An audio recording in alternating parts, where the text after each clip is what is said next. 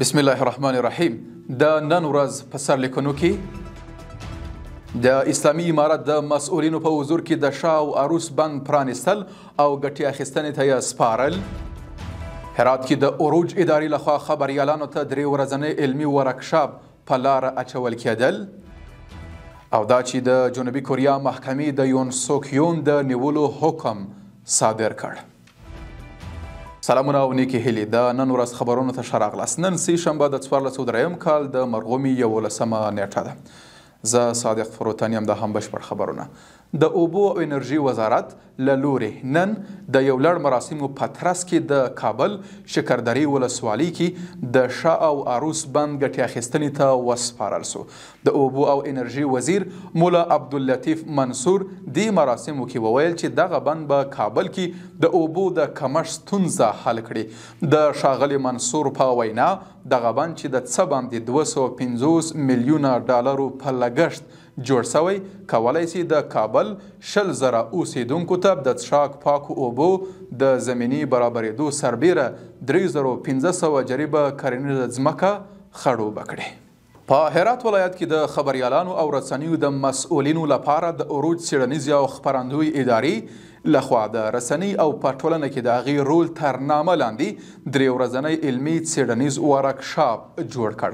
په دې ورکشاپ کې خبریالان د ژورنالیزم له مفاهیمو په اسلامي ټولنه کې د رسنیو رول او د رسنیو د سواد زده کړې په اړه معلومات ترلاسه کوي. خبریالانو دا ډول ورکشاپونه ګټور او اغیزمن وباله او ټینګار وکړ چې رسنۍ باید په ټولنه کې خپل درانه مسؤلیتونه په غاړه واخلي او تل د سمو معلوماتو لپاره کار وکړي. قطر کې د اسلامي امارت د سیاسي دفتر مشر سهیل شاهین د ریاست الوزرا له اداري مرستیال مولوي عبدالسلام حنفي سره لیدنه کړې ده. ارګوای ښاغلي شاهین په دې لیدنه کې ویلي قطر کې د اسلامي امارت سیاسي دفتر هڅه کوي چې د نړۍ او سیمې هیوادونو سره د اړیکو د پراختیا په برخه کې مهم رول ترسره او د اسلامي امارت له ګټو دفاع وکړي. د خبرپاڼې په اساس ښاغلي حنفي په دې کتنې کې ټینګار کړی چې دغه دفتر باید هڅه وکړي چې د سیمې او نړۍ له هیوادونو سره د اسلامي امارت اړیکې د متقابل احترام پر اساس پراخې کړي. په یو بل خبر کې د خوست ولایت څخه د خوست ولایت په 2مه ناحیه کې د 115 میلیونه افغانیو په لګښت پر 100 جریبه ځمکه د غلي لپاره د ځانګړي منډوي د جوړېدو چارې پیل شوي.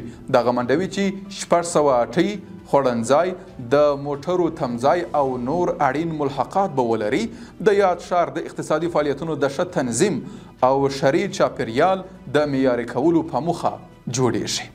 او په پای کې د نړۍ څخه د نړیوالو رسنیو د راپورونو له مخې د جنوبي کوریا یوې محکمې د دې هیواد د تعلیق شوي ولسمشر یون سوک یول د نیولو حکم په داسې حال کې صدر کړی چې هغه د حکومت نظامي اعلان په تړاو محکمې ته ځواب نه دی ویلی.